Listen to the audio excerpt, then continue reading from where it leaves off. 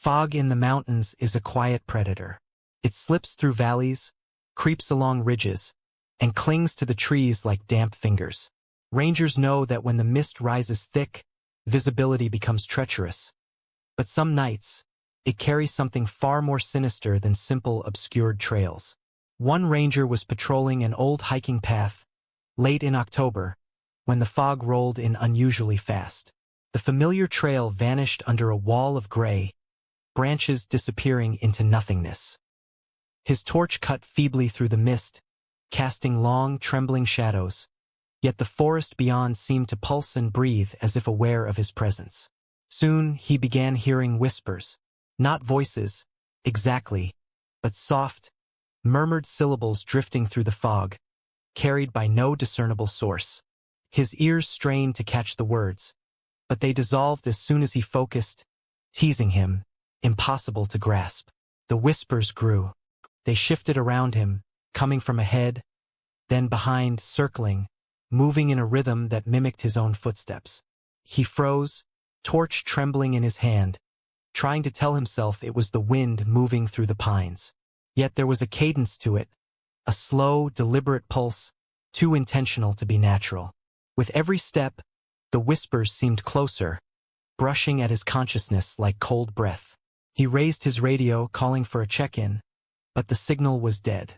Static hissed in the earpiece, forming shapes that almost sounded like his own name, then vanished. Suddenly, a shadow emerged from the mist, a figure tall and impossibly thin, standing between the trees. It did not move at first, only watching as though studying him. He squinted through the fog, but when he blinked, it had shifted, always staying just at the edge of sight. The ranger quickened his pace, heart hammering.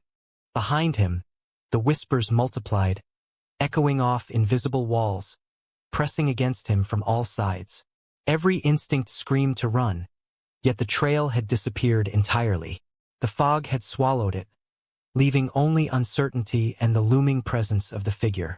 Hours, or perhaps minutes later, he stumbled out of the mist onto a familiar section of trail. The whispers had vanished, the figure gone. Yet when he looked back into the gray, he swore he saw eyes watching, glinting faintly, waiting for the next ranger foolish enough to wander into the fog. He never returned to that trail at night. For the whispers, he knew, were patient, eternal, and the mist would always carry them to anyone who dared step too far into its embrace. The forest can play tricks on the eyes, stretching and warping light in ways that deceive even the most experienced rangers. But some tricks are not mere illusions.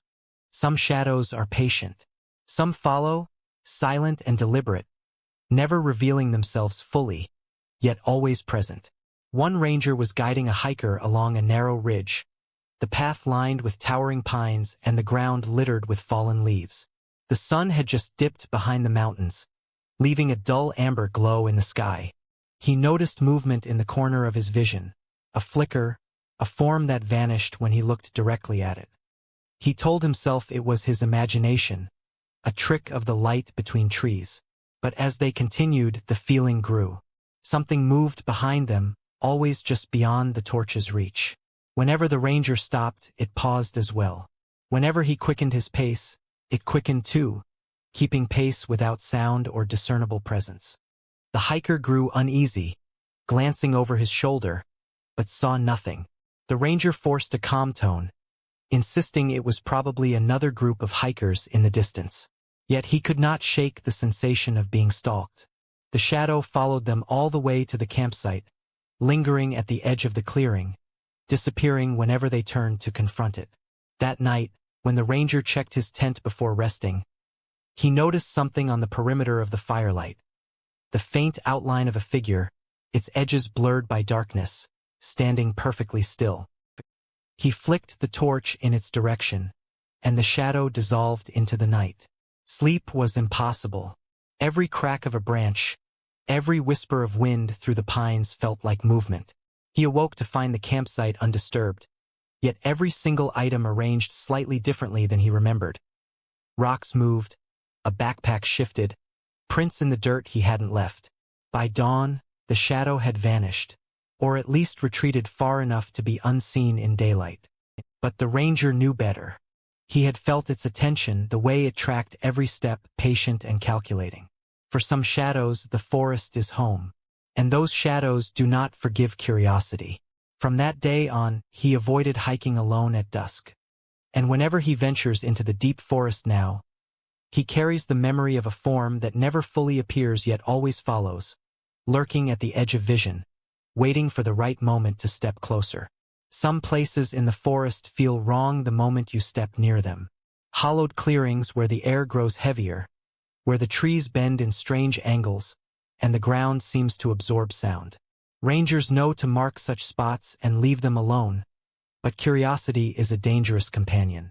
One ranger was patrolling an old hollow after reports of a missing hiker. The area was remote, the trail barely visible under years of fallen leaves. Through the fog, he saw something unexpected. A small cabin tucked in the hollow. Its logs were darkened by age, roof slanted as if bowing under time, and smoke rose faintly from a crooked chimney. Yet something was immediately wrong. The cabin had no door. Only a frame of wood marking where an entrance should be. No hinges, no latch, no step into the interior. The ranger circled it cautiously, torch held high, scanning every angle. Inside, shadows shifted unnaturally. The windows were dark, but from within he glimpsed movement, a faint sway of something not quite human. The air grew colder as he leaned closer. He expected to hear footsteps, a creak, a sound of habitation, but there was nothing, only silence. He called out, his voice swallowed instantly by the hollow. Then, the wind seemed to carry whispers from inside the cabin. Words he could not make out, phrases in a tone that felt both pleading and threatening. The ranger's stomach tightened. Every instinct screamed to step back, yet the hollow drew him closer. Suddenly, the cabin seemed larger than before, its interior depth stretching impossibly into darkness. A shadow passed just inside, too quick to identify, and the cold seeped through his bones. He stumbled back, torch trembling, and the smoke dissipated, leaving the cabin inert and still once more.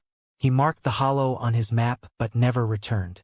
Other rangers who ventured close reported seeing it too, always from the edge of fog or dusk, always doorless, always empty, yet always present, as if waiting for someone foolish enough to enter.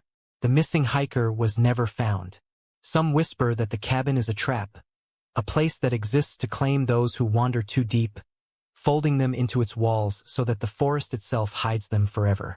Even now, when fog rolls through the Blue Ridge, rangers warn each other. If you see a cabin in a hollow with no door, do not step closer. Some doors are never meant to be opened. Ridges in the Blue Ridge Mountains offer breathtaking views, but they also hide dangers invisible to the untrained eye. Rocks are loose, trails narrow, and the forest often seems to bend around you, hiding things that should not exist. Rangers know this well, yet even experience cannot always prepare one for the inexplicable. One autumn night, a ranger patrolling a steep ridge heard it first. A soft step, faint, deliberate, following his own pace. At first, he thought it was an animal, perhaps a deer navigating the uneven ground. But the sound was too measured, too regular, and it always echoed precisely after his own footfalls. He paused. Silence. The step paused. Unease gnawed at him as he continued, listening intently. Every time he adjusted his pace, the step matched it. Faster, slower, halting, waiting, always behind him. He dared not turn his head. Experience warned him that whatever followed might retreat if confronted, or worse, react. The ridge curved sharply, a drop into darkness on one side and a wall of trees on the other. The step continued, yet no shadow passed over the torchlight. The forest seemed to hold its breath, the night air thick, unyielding, pressing in from every side. Eventually, he forced himself to glance over his shoulder. Nothing. No animal, no figure, no trace. Only the ridge stretching endlessly behind him. Yet the sound persisted. A single step, soft but undeniable, echoing his own. As he quickened his pace, the step quickened too, keeping pace without fail. And then, When the ridge narrowed dangerously, the step vanished entirely, without warning, without sound. Only the wind whispered through the pines, carrying the faintest echo of a footfall that had never touched the ground. The ranger reported the incident later, but colleagues were skeptical, until others confessed similar experiences. Ridges where steps follow without source, nights where the forest itself seems to move behind you, shadows that obey no logic.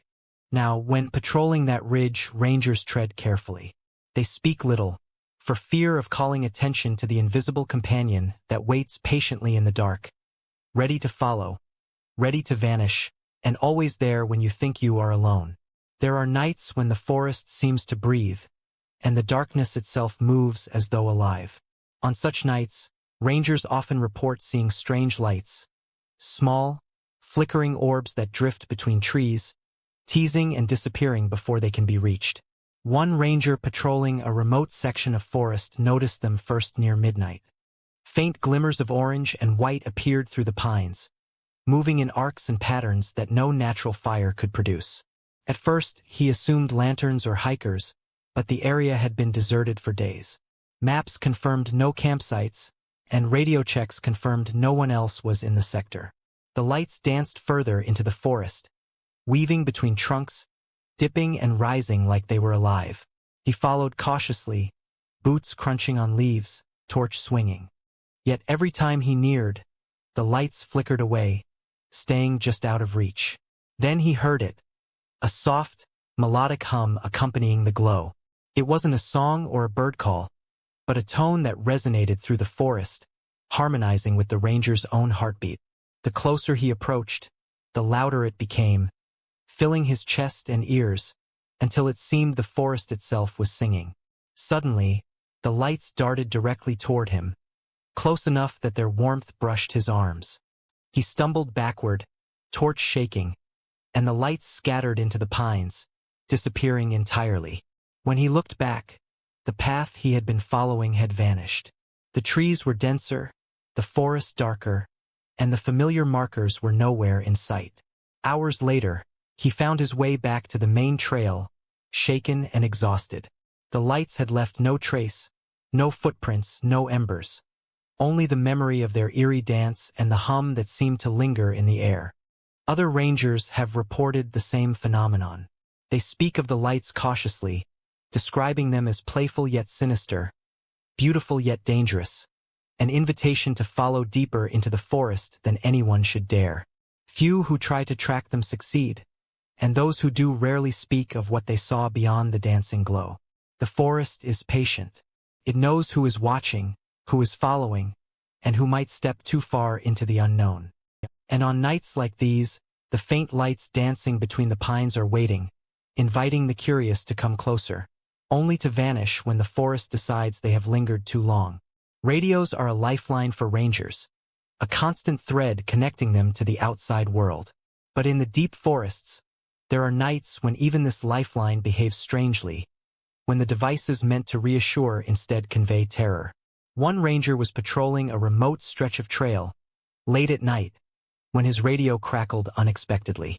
At first, he thought it was interference, static, common in the ridges and valleys. Then a voice came through, clear, human, and unmistakably calling his name. "Ranger, come here." He froze. He knew he was alone. No other personnel had been assigned to this area. "Who is this?" he called into the microphone, but only static replied. The voice returned, now louder, closer, as if standing beside him. "Don't turn around. Just come." He spun, shining his torch into the darkness, but nothing moved. The forest remained still, save for the whisper of wind through the pines. His pulse raced, adrenaline tightening his muscles. He turned back to the radio, but the voice continued without pause, speaking in sentences he did not remember saying aloud, repeating his own fears back to him. Words that he had whispered in panic moments before now came through the device, twisted and echoed. Each response seemed to anticipate his thoughts, to know his next move before he acted. The ranger tried to drop the radio, run, even climb a ridge, but the voice followed, unrelenting, carried through the forest as if it belonged to the very trees themselves. Hours later, dawn broke, and the radio fell silent. The ranger staggered back to the station, pale and trembling. When others tested the device, it worked perfectly, picking up signals and frequencies normally. Nothing unusual. Nothing to explain the voice, its words, or the feeling of being watched through the device. Rangers who know the story warn that the forest has ways of speaking back, especially to those who wander too far into its hidden depths. A radio is not always a lifeline. Sometimes, it is a conduit, and when it speaks back, the words are not yours. The voice is not theirs, and the forest listens with a patience older than anyone alive. Mist clings to the forest floor like a living thing, obscuring paths and hiding details that should be obvious. Yet sometimes, it reveals things far stranger. Footprints that appear without explanation and vanish just as suddenly, leaving even the most experienced rangers questioning reality. One ranger was patrolling an isolated trail after reports of hikers who claimed to hear voices in the fog. The forest was thick, branches tangled overhead, and the mist rolled in low, swallowing the undergrowth. As he advanced, he noticed footprints appearing in the soil ahead, fresh impressions, perfectly formed. Human footprints, small and careful, leading deeper into the mist. Curiosity mixed with apprehension. He followed them, torch cutting through the swirling fog. The prints continued, always precise, never faltering, but no hiker or animal was visible anywhere. The forest remained deathly quiet, yet the ranger felt eyes upon him from all directions. Then suddenly the footprints stopped. In the center of a clearing, the impressions simply ended, as though the person who made them had vanished into thin air. He stepped closer, examining the soil. Nothing disturbed it. No hidden passage, no covering leaves, no sign of concealment. The ranger shivered. Slowly, he turned back, only to notice that the footprints leading up to the clearing had vanished as well.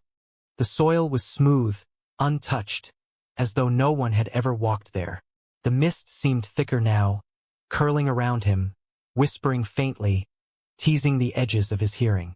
He quickened his pace, eager to leave the clearing behind. But then he saw them again, new footprints forming in front of him, appearing step by step, leading him deeper into the forest. Always the same size, always precise, always impossible.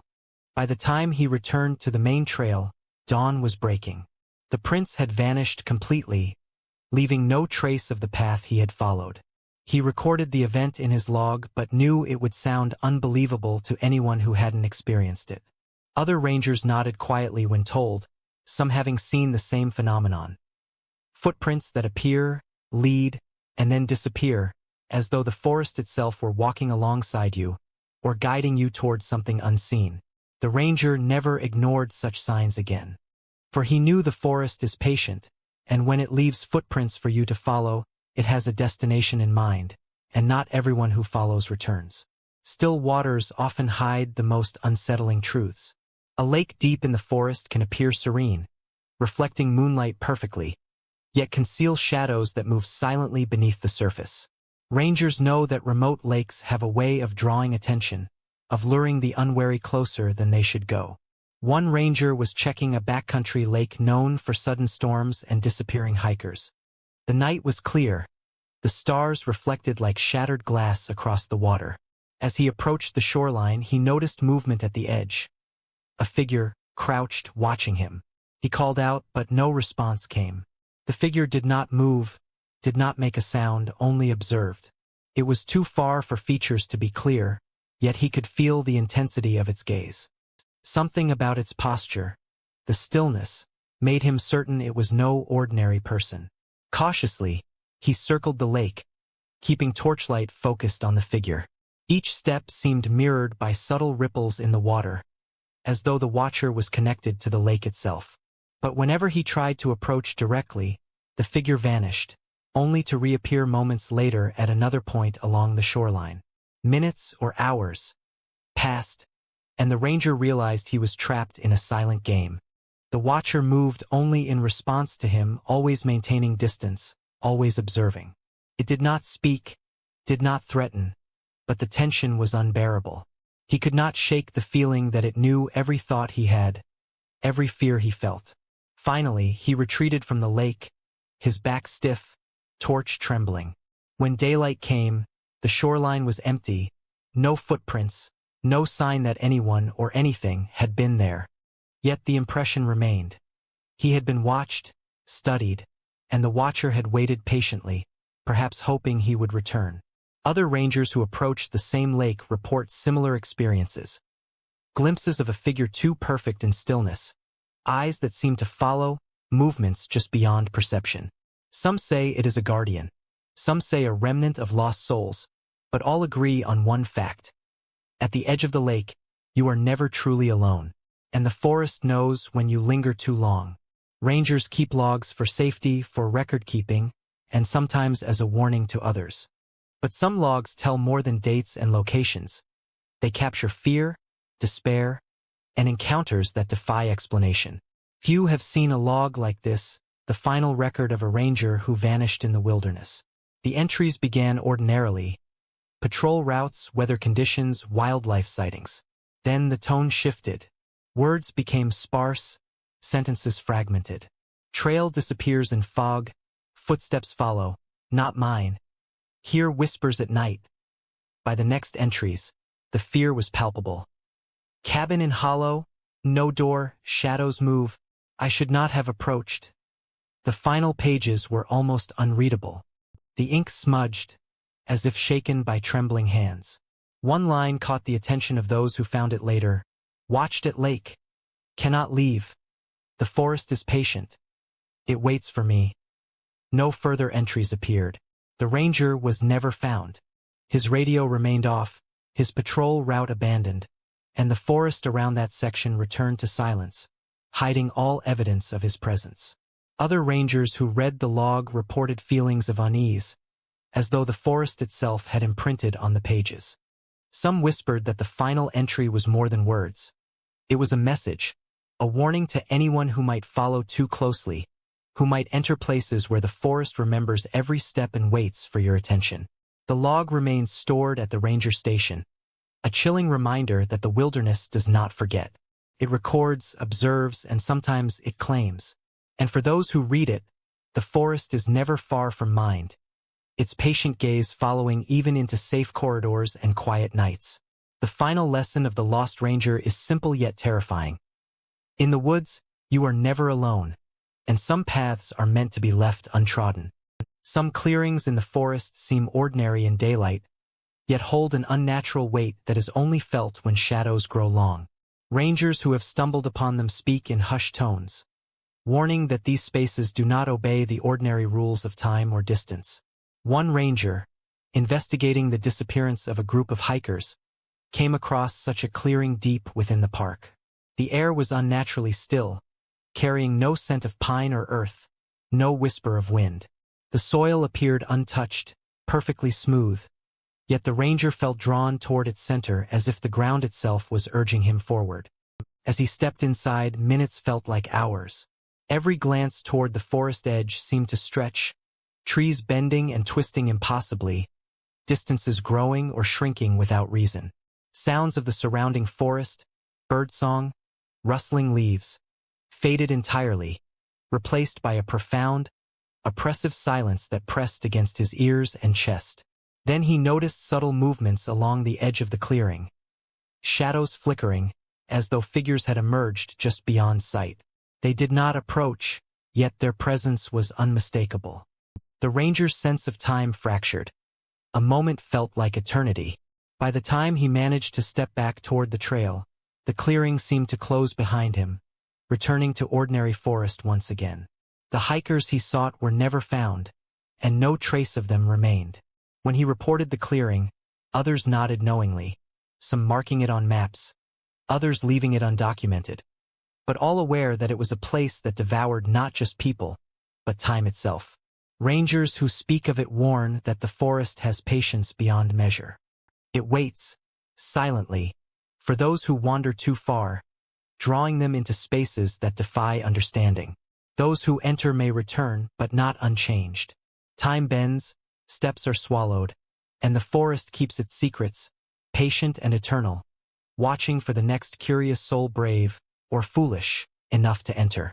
And in that silence, in that stillness, the forest whispers. Some clearings were never meant to be left.